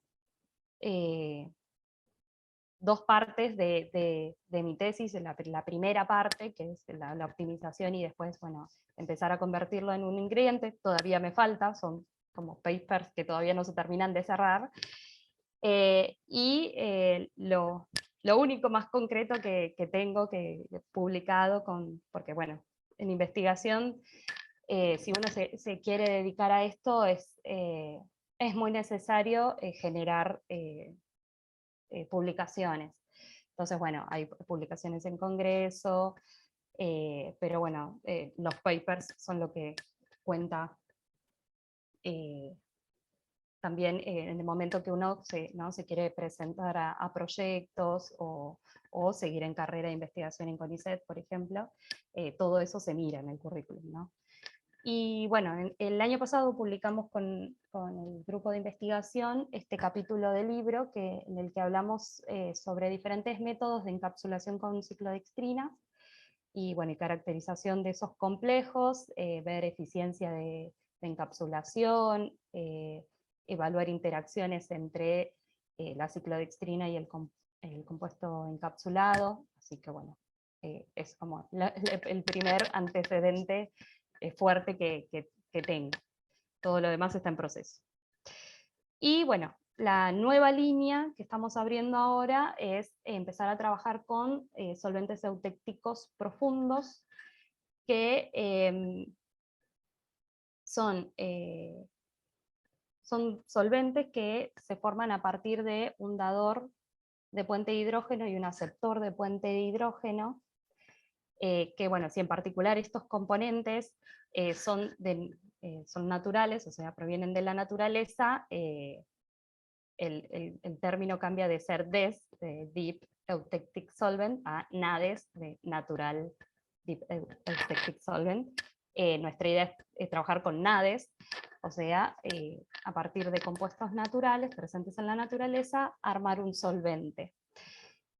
Bueno, lo más utilizado son los ácidos orgánicos y los carbohidratos como dadores de puentes de hidrógeno, en particular, bueno, se usa mucho glicerol, urea, y como aceptores utilizan sales de amonio, aminoácidos, el más conocido es el cloruro de colina. Y bueno, la idea de trabajar con NADES es que estos solventes tienen, bueno, o sea, si bien son una mezcla de componentes, de 2 o más componentes, se comportan como si fueran una sustancia pura, y que tienen un punto de fusión mucho más bajo al de sus componentes originales, puros. Entonces, bueno, lo interesante de trabajar con estos solventes es que uno puede combinar diferentes compuestos, puede trabajar con azúcares, puede trabajar con aminoácidos, puede trabajar con ácidos orgánicos, y son solventes de diseños. Uno los diseña en base a lo que quiere hacer, ¿no? Si yo quiero extraer compuestos más polares, bueno, me diseñaré un NADES más polar, ¿no? Uno después le mide la viscosidad, la polaridad y la eficiencia de extracción, y puede ir jugando, ¿no?, con diferentes componentes y elegir el sistema que más le convenga en base a lo que quiere hacer. Así que bueno, de esto todavía no tengo nada, no tengo resultados, recién hice mi primer NADES hace 2 semanas y salió bien por suerte, pero bueno, esto es lo que se viene, o sea, vamos a trabajar con NADES y después a estos NADES meterle ciclodextrina, porque todo va con ciclodextrina en nuestro grupo, y tratar de, bueno, obtener extractos que sean ¿no?, compatibles con los seres vivos, por eso usamos sustancias todas naturales, y que se puedan incorporar fácilmente a alimentos. Esas son como las conclusiones o los comentarios ¿no?, finales de esto, de lo que apunta mi tesis, ¿no? Es ir hacia esta tendencia de hacer extracciones verdes, no usar solventes tóxicos, hacer un menor gasto energético. Entonces, bueno, las mezclas eutécticas y las ciclodextrinas nos permiten no solo aumentar rendimientos de extracción, sino que también les brindan estabilidad a los compuestos que estamos extrayendo. Y bueno, que se pueden combinar con tecnologías como ultrasonido y microondas para favorecer la formación de complejos de inclusión o para el contacto con el vegetal. Y como bueno, no está muy explorado todavía a nivel industrial, sino que está a escala de laboratorio, hay bastante para hacer en este sector. Y bueno, esto que les comentaba, nuestra idea es empezar a combinar los eutécticos con la ciclodextrina. Y bueno, por último, les comento rápido, el grupo de investigación del que soy parte está dirigido por la doctora Pilar Buera, y ella dirige una red iberoamericana de investigadores que trabajan en el desarrollo de herramientas para aplicar economía circular en procesos agroindustriales. Economía circular, comento brevemente para los que no lo hayan escuchado mencionar, es tratar de que nunca nada se tire, ¿no? Que nunca haya un residuo, nunca haya un desecho, sino que si algo no sirvió para un proceso, bueno, será materia prima para otro proceso, y la idea es que se llama circular justamente para que todo el tiempo esté reingresando en algún proceso productivo y se aproveche al máximo. Este año se llevaron a cabo las segundas jornadas que organiza esta red, se hizo en la UBA, lo organizó Pilar y bueno, y todos nosotros los miembros del laboratorio fuimos parte del comité organizador, y la verdad que fue una experiencia muy linda. Esto también es parte del doctorado, involucrarse en todas estas actividades académicas, y fue una experiencia enriquecedora, y aparte conocer gente de otras universidades y de otros países, y ver cómo están aprovechando cosas, problemas que se le presentan, convertirlos y tratar de buscarles una solución y convertirlo en algo provechoso, ¿no? Y por otra parte, el ITAPRO, que es el instituto donde estoy, actualmente tiene un proyecto de investigación cuyo título es Creando una economía circular para manzana, porque bueno, la planta piloto que está ahí en Industrias, en la UBA, elabora sidra.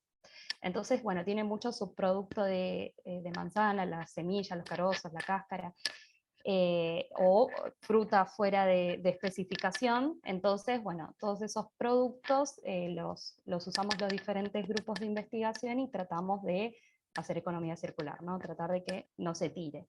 Y bueno, en particular, nuestro grupo lo que trabajó es utilizar ciclodextrinas para inhibir a la enzima polifenol oxidasa, que es la responsable del pardeamiento de la fruta, para desarrollar snacks saludables. Entonces, bueno, con frutas fuera de especificación, nosotros hicimos rodajas, las impregnamos con soluciones de ciclodextrina, haciendo vacío, como control se usó agua, y después las secamos.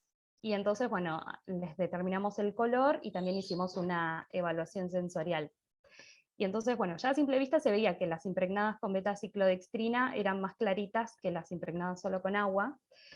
Entonces, bueno, se vio que, bueno, y también midiendo con fotocolorímetro, se vio que la luminosidad era mayor, la tonalidad rojiza y amarilla también era menor, que la ciclodextrina está interviniendo en la reacción enzimática, ya sea interactuando con la enzima o con el sustrato, pero bueno, está ayudando a inhibir el pardeo. Y después, en la evaluación sensorial, obtuvimos una buena recepción de los consumidores, todos prefirieron, bueno, todos no, el 80% prefirió el snack impregnado con beta-ciclodextrina, no solo por su color, sino también por la crocancia, por el dulzor, por el sabor a manzana, o sea, otros atributos que se estudiaron, y que bueno, todavía hay mucho para hacer con esto también. La idea a futuro es encapsular cosas con la beta-ciclodextrina que después se impregnan en la manzana para que este snack sea cada vez más saludable, ¿no?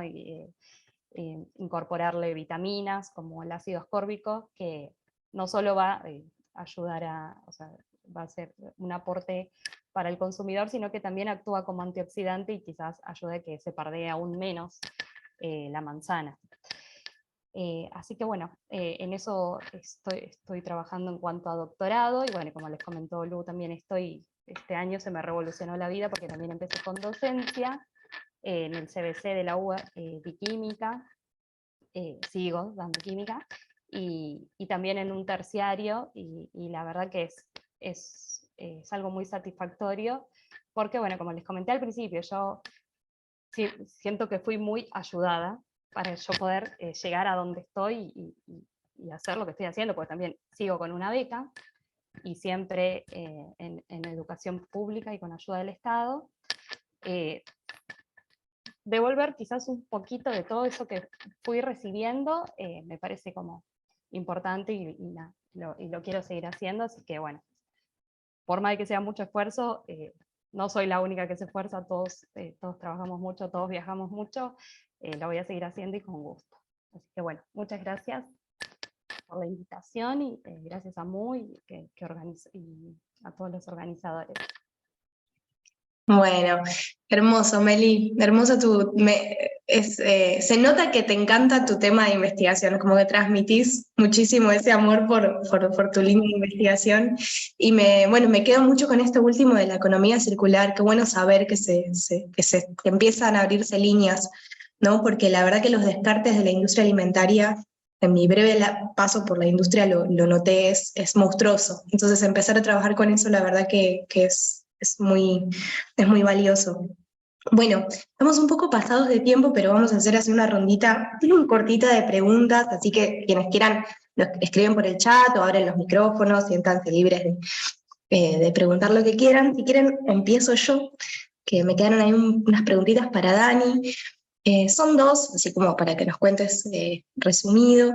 La primera que mientras te escuchaba pensaba si sentiste más que nada los primeros pasos, ¿no? En la industria, porque creo que después uno ya se arma en la empresa en la que trabaja, pero si sentiste que la base que te dio la universidad fue suficiente o empezaste a encontrar huecos en lo que era tu desempeño. Y por otro lado, mientras contabas sobre el PET, bueno, preguntarte si, un poco en línea con lo que contaba Meli sobre el reciclado, saber si ustedes trabajan siempre con plásticos vírgenes o si tienen o si están pensando en algún momento empezar a usar PET reciclado, que es algo que en la legislación ahora como que se está actualizando y bueno, está como abriéndose bastante esa mesa de debate para el PET reciclado de uso alimentario, ¿no? Perfecto, Lu, muy buenas preguntas.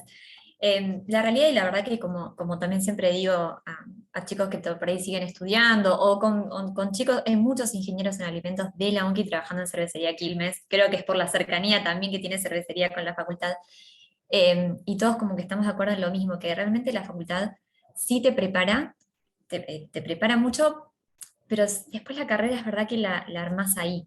Y yo ahora por ahí me considero, hay muchas cosas obviamente que uno las estudió en el momento y que si ahora las tuviera que repasar, sentiría que las estaría viendo de nuevo, ¿no? Desde cero de vuelta.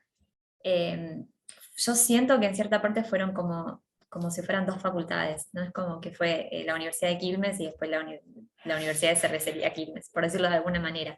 Sí me preparó muchísimo, como yo les decía, y hubo materias que yo estando en la facultad las subestimé un poco, por decirlo de alguna manera, por ser quizás materias que eran optativas o por materias que eran esas materias que se hacían, eran 2 horas semanales, ¿no? Una de esas fue, como yo les decía, análisis sensorial o degustación sensorial, no me acuerdo bien el nombre de la materia, pero una materia que a mí me sirvió mucho, y otra que yo en su momento la subestimé un poco, tengo que confesar, fue la de control estadístico del proceso. Yo hoy trabajo y trabajé durante toda la carrera profesional en Quilmes, 100% con control estadístico de proceso. Y es más, tuve que estudiar más y hacer cursos aparte, y no porque la facultad no me haya dado la herramienta, porque la materia está. Pero quizás uno piensa, es una materia cortita, son 2 horas a la semana, si mal no recuerdo era así, creo que sigue siendo así. Eh, entonces por ahí la había subestimado y la verdad que fue un punto muy importante de mi carrera, que si tuviera que hacerlo de vuelta, como que le daría muchísimo más importancia, realmente. Y con respecto a la pregunta del plástico reciclado, sí, y es verdad que también ahora hay legislaciones que te piden que lo hagas. Nosotros empezamos hace unos 2 o 3 años, hay ciertos productos que se exportan, y hay ciertos países como Bolivia, por ejemplo, que ya hace muchos años que tienen esta iniciativa de que sí o sí tiene que tener cierto porcentaje de resina reciclada, el PET que se utiliza. Entonces ya habíamos empezado con ciertos productos que eran los que se exportaban, los primeros. Habíamos empezado con tener un porcentaje de resina reciclada, que es del 30%, y actualmente fuimos la primera planta de Latinoamérica en hacer una botella con 100%, una botella de bebidas, con 100% de PET reciclado. Y esa se hace en los calibres chiquitos, los calibres de 500 mililitros, es 100% PET reciclado. Si uno lo observa con atención y lo compara quizás con otros calibres, se va a dar cuenta que la tonalidad es un poquito más oscura, y eso lo hace obviamente la resina reciclada. Pero eso también fue uno de los proyectos en los que trabajé y formé parte. Fue muy lindo, la verdad, poder participar de eso. Sí, obviamente había que cumplir con ciertas especificaciones de calidad que al principio costaron mucho, porque en el proceso de soplado, cualquier variable que uno piensa que es muy chiquita, impacta un montón en el proceso de soplado, entonces había que trabajar muchísimo con las pérdidas de aire, muchísimo con las temperaturas, con el control del proceso, pero se logró y hoy en día lo hacemos en la mayoría de los calibres. Hay algunos calibres que todavía no tienen, pero en la mayoría de los calibres tienen, aunque sea un porcentaje de resina reciclada. Perfecto, bueno, clarísima, Dani, muchas gracias. Por favor. No Yo sé tengo una pregunta para Meli. Ahí está. Así hablamos todos. El último ensayo que están realizando con el impregnado de la ciclodextrina en manzanas, ¿cómo lo hacen ese método? Lo hacemos en una estufa de vacío. Ahí está. Lo ponemos en un recipiente, la solución bastante, una relación 1 en 10 de solvente manzana. y, Claro. y después le hacemos vacío. Media hora. José.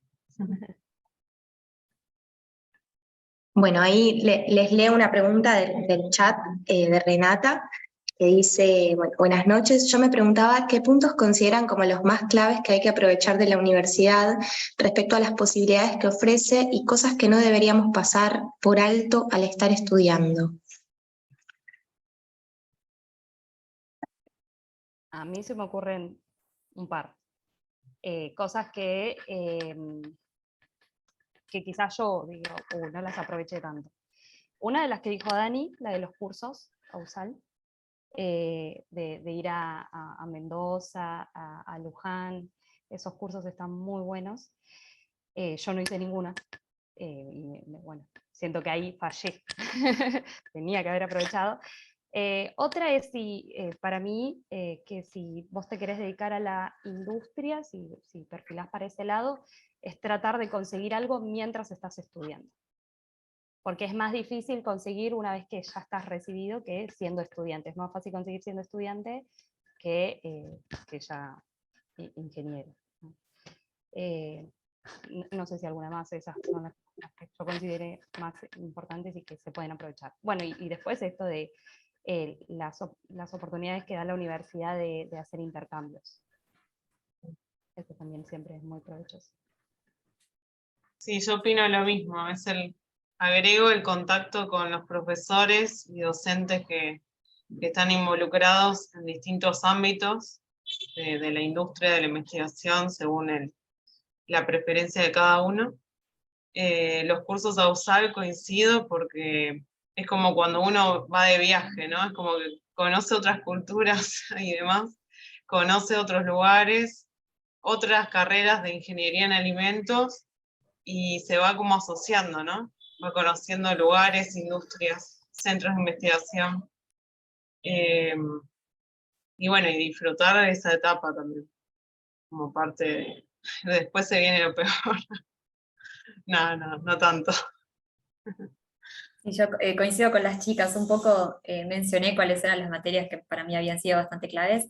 También tiene mucho que ver con si uno tiene bien en claro qué es lo que quiere hacer después, no sé si se quiere dedicar más a lo académico, si quiere hacer un doctorado, si quiere estar en la industria, pero muchas veces uno no lo tiene en claro y quizás no lo elige, quizás el destino te lo va marcando, ¿no? Como decía Meli, terminé en la UBA, en mi caso terminé en Quilmes, no sé si eso era lo que quería, pero terminé acá y estoy súper chocha de haber estado acá. Si uno hubiera sabido de entrada qué era lo que quería y se hubiese puesto a pensar un poco más y dedicarse a eso, por ahí uno puede aprovechar más. Hay muchas materias optativas que da la facultad que uno las termina eligiendo por disponibilidad de horario, por conveniencia y quizás no tanto por lo que la materia tiene para ofrecerte. Entonces sí está bueno aprovechar esa parte de la carrera. Lo de los cursos a USAL, totalmente, sobre todo si uno se quiere dedicar a la industria, es una forma de ver la industria desde adentro. Obviamente para el que trabaja no es sencillo. Yo cuando hice el curso a USAL me tuve que pedir una semana de vacaciones para poder hacerlo. No es sencillo, tiene también un costo. La universidad en su momento, si mal no recuerdo, creo que una parte la subsidiaba, pero también es un costo, digamos, no cualquiera puede hacerlo, pero si está en sus posibilidades, súper recomendado.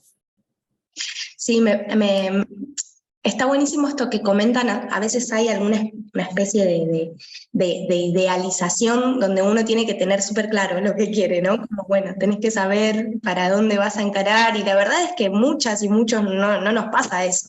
Como que nos gusta la temática de alimentos, nos gusta la carrera, pero un poco vamos trazando el camino mientras andando, ¿no? Así que eso está bueno, como abrir frentes, eso, hacer contactos, generar lazos con docentes, como súper interesante.